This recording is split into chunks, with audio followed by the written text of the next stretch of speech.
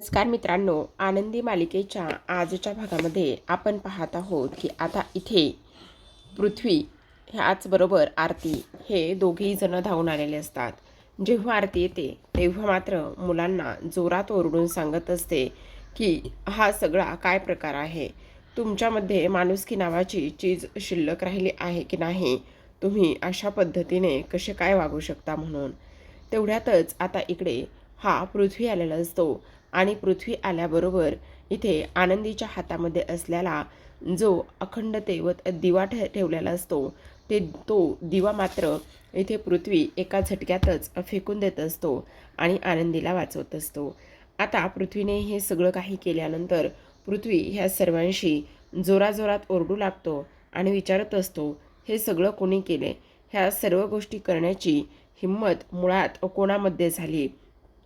प्रांजल म्हणत असतो, दादा हे सगळं मी केलेलं आहे. हे बघ, ह्या पोरीचा माज उतरवण्यासाठी इथे हे सर्व काही मी केलं आहे अशा स्पष्ट शब्दामध्ये आता इकडे तो सांगू लागतो. मग तुला हे सर्व काही करण्याची काय गरज होती असं सुद्धा त्याला विचारण्यात येतं. आणि तेव्हा तो म्हणत असतो, कारण ही जी मुलगी आहे ना, ती मुलगी इथे तुला कशा पद्धतीने वागली, कशा पद्धतीने बोलली, आणि त्याचबरोबर दादा इथे तुला ते निंबाळकर जे आहेत ना, ते कशा पद्धतीने बोलले आणि त्यामुळे मी ह्या सगळ्या काही गोष्टी ते केलेल्या आहेत. बस एवढंच कारण आहे त्याला, असं सुद्धा आता इकडे तो बोलू लागलेला असतो. आणि त्यानंतर मात्र इथे लगेचच पृथ्वी म्हणत असतो, हे बघ, असलं करण्याची काही एक गरज नाही आहे. तुला कळतंय का तू आज काय केलेलं आहेस. तुला कोणी सांगितलं होतं हे सगळं काही करायला. आणि त्याहूनही सगळ्यात महत्त्वाची गोष्ट म्हणजे आज तू काय केलंयस हे लक्षात येतंय का तुझ्या. आज तू नकळतपणे इथे आपल्या आईची जागा आनंदीला दिलेली आहेस. म्हणजे मला नाही समजलं तुला काय म्हणायचं आहे तर. तेव्हा तो म्हणत असतो, कारण कधी काळी इथे ह्या सगळ्या गोष्टी आपल्या आईनं बाबांसाठी केल्या होत्या. जेव्हा युगंधर निंबाळकर आजारी होते तेव्हा मात्र ह्या सर्व गोष्टी आपल्या आईनं त्यांच्यासाठी केल्या होत्या. आणि आज मात्र तू हे सर्व काही नकळतपणे इथे केलेलं आहेस आणि त्याचबरोबर ह्या आनंदीला इथे आपल्या आईची जागा दिलेली आहेस. तुला हे सर्व काही काय करायची गरज होती. तू हे सगळं का केलेलं आहेस. अरे दादा, मला फक्त ना इथे त्या आनंदीला शिक्षा द्यायची होती. तिच्यामुळे तुला त्रास झालाय आणि तिच्यामुळे झालेल्या त्रासासाठी मी हे सगळं काही केलेलं आहे. तेव्हा मात्र पृथ्वी आता चिडतो आणि पृथ्वी म्हणत असतो, मला खरं तर ह्या मुलीचं तोंडसुद्धा पाहायची इच्छा नाही आहे. आणि त्यामुळे हिला आईची जागा वगैरे तर मी लांबचीच गोष्ट. त्यामुळे आत्ताच्या आत्ता इथून निघून जा. मला तुझं तोंडसुद्धा पुन्हा दाखवू नकोस आणि मला ते तुझं तोंडसुद्धा पाहायचं नाही, अशा स्पष्ट शब्दामध्ये आता पृथ्वी बोलू लागलेला असतो. जेव्हा पृथ्वी हे सर्व काही बोलतो त्यावेळेला मात्र सगळ्यांना धक्का बसलेला असतो. आनंदी तर अक्षरशः खचून गेलेली असते. तिला तर काय बोलावं आणि काय नाही ह्या गोष्टी अजिबात कळत नसतात. ती आता विचार करू लागलेली असते की पृथ्वी अशा पद्धतीने कसं काय बोलू शकतो आणि नेमकं हे सगळं असं का होतंय. ह्या सर्व गोष्टींचा आता इकडे ती विचार करू लागलेली असते. तर आता जेव्हा पृथ्वी हे सर्व काही बोलतो त्यावेळेला मात्र सगळेजण पृथ्वीकडे पाहत असतात आणि पृथ्वी ह्या सगळ्या गोष्टी बोलून आता मात्र तिथून निघून जातो. जेव्हा तो निघून जातो त्यावेळेला मात्र इकडे आनंदी पूर्णतः खचलेली असते. आनंदीला तर आता समजत नसतं की काय करावं काय नाही, कारण हे फार जास्त चुकीचं आहे. अशा पद्धतीने इथे आता पृथ्वीने वागायला नको होतं, पण हा असं वागलाय आणि असं बोलून तो सरळ सरळ इथून निघूनसुद्धा गेला आहे असं सुद्धा आता इकडे ती विचार करत असते, बोलू लागलेली असते. तर आता मात्र आनंदी आहे त्याच ठिकाणी जमिनीवर कोसळते आणि तेव्हा म्हणू लागलेली असते, आज मात्र मी इथे सगळ्या बाजूनी हारलेली आहे. आज मात्र मला फार जास्त वाईट वाटतंय. पूर्ण हारले आरतीताई मी. ज्या मुलावर मी इथे मायेसारखं प्रेम केलं, ज्या मुलाला मी आईची माया दिली, आज तोच मुलगा इथे म्हणतो की मला ह्या मुलीचं तोंडसुद्धा पाहायचं नाही आहे. आणि इथे आरतीताई खरं सांगू का, आता सगळं काही संपलं आहे, काहीही इथे व्यवस्थित राहिलं नाही आहे असं सुद्धा आता इकडे ती बोलत असते. मग आता इथे तिला सगळेजण समजावतात आणि म्हणत असतात, हे बघ, काळजी करण्याची तुला काही गरज नाही आहे, प्लीज शांत हो आनंदी, शांत हो. पण आनंदी म्हणत असते, नाही आरतीताई, मी नाही शांत होऊ शकत आहे, कारण इथे आता मी कशासाठी राहते तेच मला काही कळत नाही.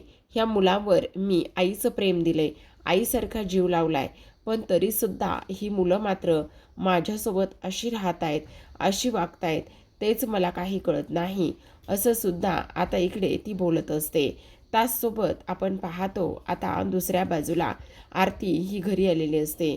जेव्हा आरती घरी येते आणि तिथे घडलेला सगळा प्रकार आता इकडे ती आबांना व्यवस्थित समजावून सांगत असते, तेव्हा आबा मात्र तिच्यावर चिडतात आणि म्हणत असतात, मुळात तू इथे निघून का आलीस? आज आनंदीला तिथे आपली सर्वांची गरज असेल, तू तिथे थांबायला हवं होतंस, मग तू तिथे थांबली का नाहीस? का अशी वागलेली आहेस? हे बघ, असं वागणं हे फार जास्त चुकीचं आहे, तुझ्या लक्षात येतंय का? आणि त्याचबरोबर आनंदीला तुझी आत्ता गरज तिथे असेल, पण तू तिथे थांबली नाही आहेस, का असं केलंस आरते? तू तिथे थांबायला हवं होतंस. आज माझी पोरगी तिथे एकटी पडली आहे आणि एकट्या पोरीला सावरण्यासाठी तू तिथे थांबायला हवंस. थांब, खचून गेलेल्या आनंदीला मी एकदा फोनच लावतो. म्हणून ते आता छायाताईंचा फोन ट्राय करू लागतात, पण फोन काही केल्या बराच वेळ लागत नसतो. मग आता इथे आबा म्हणत असतात, एक काम कर, तू ना ताबडतोब फोन कर, मला ना तिच्याशी बोलायचे. मग आरची लगेचच फोन हातामध्ये घेते आणि त्यानंतर छायाताईंचा फोन ट्राय करण्याचा प्रयत्न करत असते.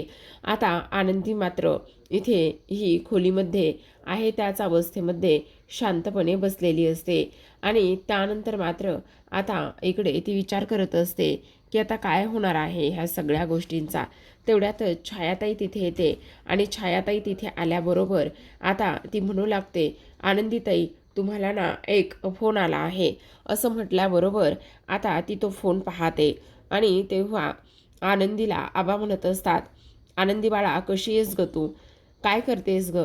हे बघ, मला ना तू अजिबात काळजी करू नकोस, सगळं काही ठीक होईल, तुला काळजी वगैरे करण्याची काहीच गरज नाही आहे. तेव्हा मात्र इथे आनंदी म्हणत असते, हो आबा, मी ठीक आहे, काळजी करू नका, सगळं काही व्यवस्थित आहे असं सुद्धा इकडे आता ती बोलत असते. तेव्हा आबा म्हणू लागतात, पण तरीसुद्धा मला ना तुझी काळजी आणि ह्या सर्व गोष्टी वाटत आहेत. हे बघ बाळा, मी तुला अशा पद्धतीने खचून जायला मुळीच शिकवलेलं नाही आहे, तू ठीक आहेस ना? हे बघ, तू काही दिवस इकडे येतेस का? तेव्हा आनंदी म्हणत असते, आबा, मोबाईलची बॅटरी ना लो होत चाललेली आहे, त्यामुळे मी आत्ता फोन ठेवला तर चालेल का? असं म्हणून आनंदी मात्र आता इकडे सरळ सरळ फोन ठेवून देत असते आणि आबा म्हणत असतात, अगं पण आनंदी, जरा माझ्याशी अजून 2 शब्द बोलतेस का? पण आनंदी मात्र बोलत नाही आणि तो फोन आता ती इथे ठेवून देत असते. आता फोन ठेवल्यानंतर इथे छायाताई म्हणत असतात, आनंदीताई, तुम्ही असं का बरं बोललात? मोबाईलची बॅटरी लो आहे असं का बोललेला आहात? अहो, मोबाईलमध्ये तर चार्जिंगच आहे ना, मग असं का केलं तुम्ही? तेव्हा मात्र इथे आनंदी म्हणत असते, छायाताई, माझं एक काम कराल का प्लीज तुम्ही? हा बोला ना, काय हवं आहे तुम्हाला, मी ते करेल. मग आता इकडे आनंदी म्हणत असते, बागेतली मला थोडीशी पांढरी फुलं आणून द्याल का? तेव्हा छायाताई म्हणत असतात, आत्ता ह्या वेळेला? हो हे बघा छायाताई, नाही म्हणू नका ना, मला माहिती आहे संध्याकाळच्या वेळेला फुलं तोडत नसतात, पण मला लागतायत आत्ता थोडीशी, प्लीज आणून द्याल का? छायाताई म्हणत असतात, ठीक आहे, तुम्हाला हवी आहेत ना, तर मी जाते आणि ताबडतोब फुलं घेऊन येते. असं म्हणून आता छायाताई मात्र लगेचच तिथून उठून फुलं आणण्यासाठी जाते.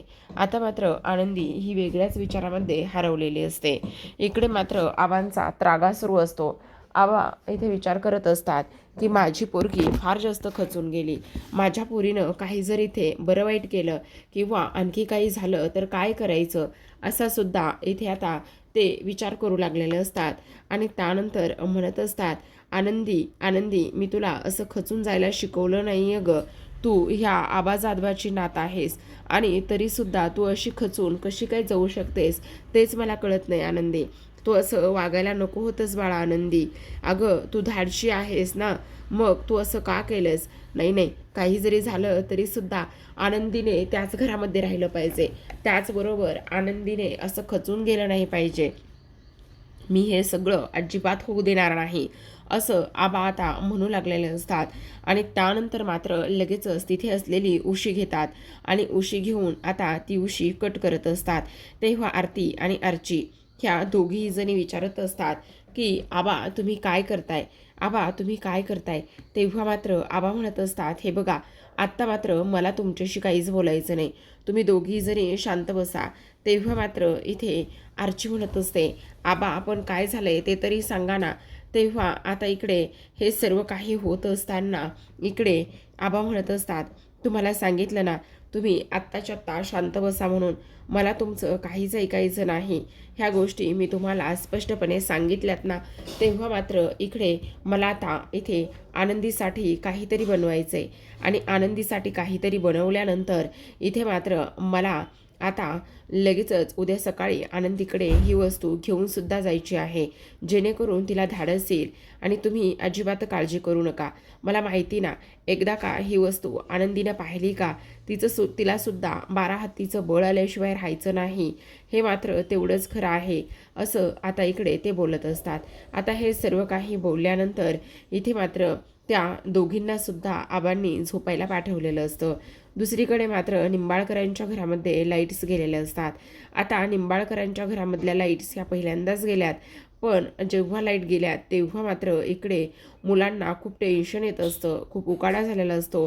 मुलं मात्र कासावीस होत असतात आणि त्यानंतर ती बाहेर येतात आणि म्हणत असतात, काय करायचा तू, लाईट कशा काय गेलेल्या आहेत, एवढा उकाडा सहन होत नाही, काय करायचं, चल दादा आपण हॉटेलवर जाऊन राहूया का, कारण मला ना आता हे सहन होत नाही आहे. तेव्हा मात्र इथे आता शिल्पा म्हणत असते, जरा शांत बसा बरं तुम्ही. हे बघा लाईट येईन ना, युगंधर इलेक्ट्रिशियनवाल्याला घेऊन काम करतोय ना, तुम्ही काळजी करू नका. तेवढ्यात छायाताई येतात. मग छायाताई आल्याबरोबर इथे आता लगेचच छायाताई म्हणत असतात की मला तर टेन्शन आले. आनंदीताई कुठे आहेत? अगं काय करते छाया, तुला इथे मुलांनी सरबत बनवायला सांगितलं होतं, ते सरबत आणायचं सोडून तू आनंदीला का शोधतेस? प्रांजल म्हणत असतो, हे बघ तू जर त्या आनंदीच्या हातचं सरबत आम्हाला देणार असलीस ना, तर मी आता स्पष्टपणे तुला सांगतो, आम्हाला त्या भिकारड्या आनंदीच्या हातचं सरबत अजिबातच प्यायचं नाही आहे. समजलं तुला? सरबत तू बनव. अहो अहो प्रांजल दादा, मी त्यासाठी आनंदीताईला शोधतच नाही आहे. अहो आनंदीताई कुठेच नाही आहेत घरामध्ये, त्यामुळे मी त्यांना शोधते. कुठे गेल्यात कळतच नाही आहे. मी सगळीकडे शोधून झाले, पण त्या घरामध्ये कुठेच नाही येतं. काय बोलावं ते सुद्धा मला कळत नाही. असं कसं, आनंदी घरात नाही हे कसं होणार आहे? असं आता विचारल्याबरोबर लगेचच आता तो म्हणत असतो, ते छाया म्हणत असते, तेच तर मी सांगण्याचा प्रयत्न करते की इकडे आनंदी कुठेच नाही आहे. पण आनंदी कुठे गेली असेल ना, हे सुद्धा मला नाही माहिती. काय करायचं? आणि मालक साहेब त्यांचं सामानसुद्धा आता इकडे नाही आहे. शिल्पाताई खरं सांगते मी, त्यांचं सामानसुद्धा नाही आहे आणि आनंदीसुद्धा आता इकडे घरात नाही आहे. कुठे गेल्या असतील ते मला समजत नाही आहे. अगं असेल इथेच कुठेतरी, कुठे जाणार आहे ती? तेव्हा माई म्हणत असतात, सगळीकडे शोध तू. तेव्हा ती म्हणत असते, नाही ना, मी सगळ्या ठिकाणी शोधून झाले, पण त्या मात्र मला कुठेच दिसल्या नाही येतं. काय करू, मला आता खूपच जास्त टेन्शन आलं आहे. मग आता इकडे माई म्हणत असतात, अहो मला तर असं वाटतंय की आपण आनंदी जी आहे ना, ती कुठेतरी शोधली पाहिजे. म्हणजे ती माहेरी वगैरे तर गेलेली नसेल ना. तेवढ्यातच आता हा जो काही प्रांजल आहे ना, तो प्रांजल मात्र फारच जास्त आनंदात असतो आणि तेव्हा आता लगेचच नाचायला लागलेला असतो, खिदळायला लागलेला असतो आणि म्हणत असतो, बरं झालं आनंदी एकदाची ही घर सोडून गेली, मुळात तिची लायकीच नव्हती इथे राहण्याची, असं म्हणून मिताली आणि त्याचसोबत प्रांजल हे दोघेही जण आनंदाने उड्या मारू लागतात, नाचायला लागलेले असतात. पण शिल्पाला मात्र टेन्शन येत असतं थोडंसं की आता ही आनंदी कुठे गेलेली असेल म्हणून. इकडे मात्र आता लगेचच हा प्रांजल म्हणत असतो, वा वा आत्या आत्या, तुझा तो एक डायलॉग मार ना, की काय बोलत असतील. आत्ता जर इकडे ही अशी घर सोडून गेली ना, तर तू काय म्हटली असतीस, तसा एखादा डायलॉग मारणा असं बोलल्याबरोबर आता मात्र इकडे शिल्पा म्हणत असते, सुंठे वाचून खोकला गेला. अरे वा वा वा वा, सुंठे वाचून खोकला गेला, बरं झालं की नाही. मग आणखी एक म्हण काही होऊ शकते का, असं तो विचारत असतो. आणि तेव्हा इथे ही धनूसुद्धा एक म्हण म्हणून दाखवत असते, जेणेकरून ती आनंदीला बरोबर लागू होते. आता इकडे दुसऱ्या बाजूला सकाळ झालेली असते.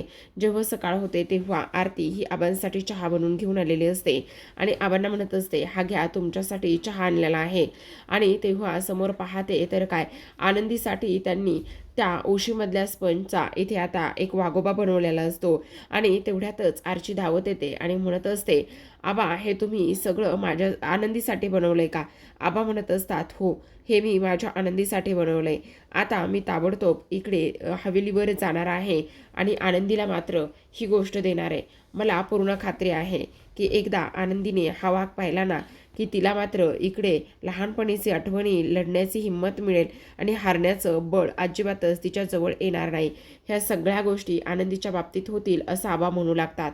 तेवढ्यातच आता पहाटे पहाटेच इथे माईंचा फोन आलेला असतो. आता माई म्हणत असतात, आबा नमस्कार. माई बोलते, हा माई बोला ना, सकाळी सकाळी फोन केला. नाही त्याचं काय झालंय ना तुम्हाला सांगू का. अहो किचनमध्ये गेले होते, किचनमध्ये गेल्यावर ना गुळाचा डब्बा सापडेना. तेवढं आनंदीला जरा विचारता का की तिनं गुळाचा डब्बा कुठे ठेवलाय म्हणून. तेव्हा मात्र आबा म्हणत असतात, काय आनंदीला विचारू आणि गुळाचा डब्बा कुठे ठेवलाय ते. नाही हो, अजिबातच नाही. आनंदीने मात्र इथे गुळाचा डब्बा कुठेच नाही ठेवला. तुम्हाला असं का बरं वाटतंय. तेव्हा मात्र आता इकडे त्या म्हणत असतात, काय सांगताय काय. अच्छा बरं बरं, असेल असेल इथेच कुठेतरी असेल. आणि आनंदी इकडे आलीच नाही आहे मुळात. काय झालं माई, खरं खरं सांगा. तेव्हा मात्र इथे माई म्हणत असतात, नाही नाही काही नाही झालं, ती घरात किचनमध्ये नव्हती ना, मला वाटलं माहेरी वगैरे आली असेल ना म्हणून मी तुम्हाला फोन केलाय. हे बघा माई, माझ्यापासून काही लपू नका, काही खोटं बोलू नका. जे काही आहे ना ते स्पष्टपणे सांगा. आनंदी कुठे आहे, ती घरात नाही आहे का. तेव्हा मात्र माई म्हणू लागतात, हो आनंदी घरामध्ये नाही आहे. मला वाटलं ती माहेरी आली असेल म्हणून आम्ही तुम्हाला फोन केलाय. पण तुम्ही अजिबात काळजी करू नका. आनंदी तिकडे आली नाही म्हटल्यावर इथेच कुठेतरी असेल. आम्ही आनंदीला शोधतो ना, तुम्ही नका काळजी करू. आबा आता इकडे टेन्शनमध्ये असतात. आबा विचार करत असतात की हे सगळं काय होऊन बसलंय. आनंदी माझी घरामध्ये नाही म्हटल्यावर काय करायचं. आरतीने तर डोक्याला हातच लावून घेतलेला असतो. तिला सुद्धा ह्या सर्व गोष्टींचं फार जास्त टेन्शन आलेलं असतं. तेव्हा इथे आबा म्हणत असतात, नाही नाही नाही नाही, इथे ती कुठे गेली असेल, काय झालं असेल, काही जरी झालं तरी सुद्धा मला तिला शोधावं लागेल. तेव्हा आरती म्हणत असते, आबा तुम्ही नका काळजी करू.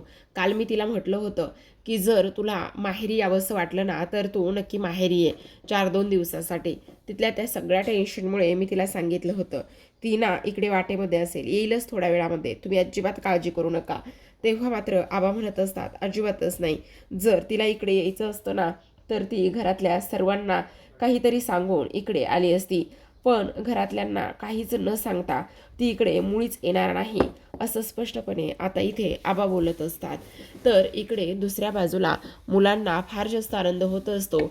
आता इथे प्रांजल आणि मिताली हे दोघेही जण म्हणत असतात, अरे वा वा वा वा, किती आनंदाची गोष्ट आहे. खरं तर एवढा आनंद आतापर्यंत कधीच झाला नव्हता. आज तेवढा आनंद झालेला आहे. दादा बरं झालं तू आलेला आहेस. हे बघ सुंटे वाचून खोकला गेला. जी आनंदी आहे ना ती घर सोडून निघून गेली. ती आनंदी आता इकडे नाहीच आहे असं प्रांजल म्हणत असतो. जेव्हा प्रांजलच्या तोंडून हे सगळं काही पृथ्वी ऐकतो तेव्हा त्याला सुद्धा धक्काच बसलेला असतो की आनंदी इथे घरामध्ये नाही आहे आणि ती मात्र इकडे घर सोडून निघून गेली. ही गोष्ट त्याला सुद्धा फारच जास्त धक्कादायक झालेली असते. आता इकडे तो सुद्धा विचार करू लागलेला असतो की आनंदी घरामध्ये कशी काय नाही आहे आणि त्याचबरोबर ती घर सोडून निघून कशी काय गेली असा विचारसुद्धा त्याच्या मनामध्ये आलेला असतो. आता इकडे शिल्पा म्हणत असते, हो अगदीच प्रांजल बरोबर बोलतोय. तेव्हा मात्र प्रांजल म्हणत असतो, दादा बघितलंस ना ती मुलगी इथे काय करत होती. आपली आई बनायला आली होती ती मुलगी, पण तिचं काय झालेलं आहे हे तुला माहिती ना. बघितलं, गेली गेली घर सोडून. अशी किती दिवस घरी राहणार आहे? नाही राहू शकत आपल्या घरी जास्त दिवस, कारण तिला आपल्या घरी राहण्याची लायकीच नाही आहे. काही जरी झालं तरीसुद्धा ती घर सोडून गेली हे मात्र तेवढंच जास्त महत्त्वाचं आहे की नाही, असं सुद्धा आता इकडे तो बोलत असतो. आता मात्र इकडे ह्या सगळ्यांना धक्का बसलेला असतो. पण माई आणि बापू आता हे धावतच आलेले असतात आणि धावतच आल्यानंतर इथे आता ते म्हणत असतात, काय करायचं? आनंदी घरामध्ये नाही आहे, आनंदी कुठे गेली असेल? ह्या गोष्टी अजिबातच समजत नाही आहेत, असं सुद्धा आता इकडे ते बोलत असतात. त्याचबरोबर आता मात्र इकडे माई आणि बापू धावतच येतात आणि म्हणत असतात, आनंदी माहेरीसुद्धा गेली नाही आहे. कुठे गेली असेल आनंदी? आनंदी माहेरी नाही म्हटल्यावर कुठे असेल? असा प्रश्न आता इकडे त्या लोकांना पडलेला असतो. आणि हा प्रश्न त्या लोकांना पडल्यानंतर लाईट्स आलेले असतात आणि तेव्हा आता धावतच इथे माई आणि सोबतच बापू हे म्हणत असतात, अरे युगंधर काय करतोयस? हे बघ, तुझ्या लक्षात येतंय का? अरे आनंदी जी आहे ना, ती मात्र इथे माहेरी गेलेलीच नाही आहे. आनंदी घरात सुद्धा नाही, आनंदी माहेरी सुद्धा गेली नाही आहे. आता युगंधर मात्र काहीच लक्ष देत नसतो, काहीच बोलत नसतो आणि युगंधरच्या अशा गप्प राहण्यामुळे मात्र आता सगळ्यांनाच अजूनच टेन्शन आलेलं असतं की नेमकी आनंदी कुठे गेली असेल म्हणून. आता शिर्केसुद्धा तिथे आलेले असतात. जेव्हा शिर्के येतात, शिर्केसोबत वकील असतात. मग शिर्के आणि वकील ह्या दोघांनासुद्धा एकत्र पाहिल्यानंतर शिल्पा ही लगेच जोरात ओरडते आणि म्हणत असते, शिर्के आता ह्या वेळेला तुम्ही इथे आणि सोबत तुमच्या हे वकील काय करतायत? शिर्के, हा समजा काय प्रकार आहे? खरं खरं सांगा, हे वकील इथे काय आणि कशासाठी आलेले आहेत? असा शिल्पाचा प्रश्न असतो. तेव्हा मात्र इथे शिर्के म्हणत असतात, मालक साहेबांनी वकिलाला बोलवलेलं आहे. का? कशासाठी? वकील म्हणत असतात, मी इथे युगंधर निंबाळकरांच्या वतीने आलेलो आहे. मी एक नोटीस घेऊन आलो आहे. कोणासाठी नोटीस आहे? तर मग ही पृथ्वी निंबाळकर यांच्यासाठी नोटीस आहे. असं म्हटल्याबरोबर आता सर्वांना धक्का बसतो. पृथ्वीच्या पायाखालची जमीन सरकते. मुलांना धक्का बसलेला असतो. शिल्पा कोमात गेलेली असते. तिला समजत नसतं की आता पृथ्वीसाठी युगंधरने अशी कोणती नोटीस पाठवलेली आहे. मग आता मात्र इकडे शिल्पा ही युगंधरला विचारत असते, युगंधर, हा सगळा काय प्रकार आहे? त्याचबरोबर इथे पृथ्वीसाठी कसली आणि कोणती नोटीस तू पाठवलीस? मग आता पृथ्वी धावतच पुढे जातो. इथे वकिलांच्या हातामध्ये असलेला कागद काढून घेतो आणि त्यानंतर ती नोटीस वाचत असतो. त्यावर आता वकील म्हणत असतात, युगंधर निंबाळकरांच्या वतीने ही नोटीस आहे, मी त्यांचा वकील म्हणून. तर ती नोटीस अशी आहे की पृथ्वी निंबाळकर यांनी जो काही त्यांचा साड्यांचा बिझनेस आणि त्याचबरोबर इथे ज्या काही त्यांना डील मिळालेल्या होत्या रेडीमेड साड्यांच्या, त्या त्वरित ताबडतोब पूर्ण कराव्यात आणि त्याचबरोबर जर त्यांनी ती ऑर्डर दिलेली पूर्ण केली नाही तर त्यांच्यावर लीगल ॲक्शन घेण्यात येईल, असं स्पष्टपणे त्या नोटीसमध्ये लिहिलेलं असतं. असं स्पष्टपणे त्या नोटीसमध्ये लिहिलेलं असल्यानंतर आता शिल्पा म्हणत असते, काय चाललंय तुझं हे सगळं? वेडा आहेस का तू? अशा पद्धतीने कोण वागतं? आपल्याच पोटच्या मुलाला अशी नोटीस कोण देतं? तेव्हा मात्र आता युगंधर विचार करत असतो की ह्या सगळ्या गोष्टी त्याच्यामुळे होत आहेत आणि त्याचबरोबर त्याला ह्या सगळं काही समजत नाही. आणि बिझनेस काय असतो, घर काय असतं, त्याचबरोबर हे जर सगळं त्याला समजत नसेल तर मग त्याला ह्या सर्व गोष्टींची इथे जाणीव करून दिली पाहिजे, असं सुद्धा आता इकडे तो बोलू लागलेला असतो. मग आता हे सर्व काही बोलल्यानंतर इथे मात्र पृथ्वी हा समोर युगंधरच्या उभा असतो आणि वकील मात्र स्पष्ट शब्दामध्ये स्पष्टपणे सांगत असतात की हे सगळं आम्ही म्हणू त्याच पद्धतीने होणार आहे. काही जरी झालं तरी तुम्हाला जी कोर्टाची नोटीस दिलेली आहे ती नोटीस आता इकडे फायनल असणार आहे. तर आता प्रेक्षकांनो, आजच्या भागामध्ये एवढंच. उद्याचा भाग पाहायचा असेल तर नक्की चॅनलला सबस्क्राईब करा आणि उद्याच्या भागामध्ये आपण असं पाहणार आहोत की आता इथे तोच प्रोमो दाखवला आहे. आनंदी जी आहे ना, ती आनंदी घर सोडून निघते. आनंदी म्हणत असते, मालक साहेब, आपलं लग्न जर इथे विनाशाचं कारण ठरत असेल, तुमच्यामधील आणि मुलामधील आलेल्या दुराव्याचं कारण ठरत असेल तर मी ह्या घरामध्ये थांबणार नाही, राहणार नाही. मी हे घर सोडून निघून जाते, असं आनंदी स्पष्टपणे म्हणत असते. आणि त्यानंतर आता लगेचच आनंदी तिथून जायला निघालेली असते. तर पुढचं तर तुम्हाला सगळंच माहिती आहे. जवळपास गेली 4 ते 5 दिवस झालं हाच सलग कंटिन्यू प्रोमो आहे. आनंदी घर सोडून जाते, घर सोडून जाते आणि तुळशी माता तिला थांबवते. असो, बघूया आता काय होते उद्याच्या भागामध्ये. त्यासाठी चॅनलला सबस्क्राईब करा आणि पाहत राहा आनंदी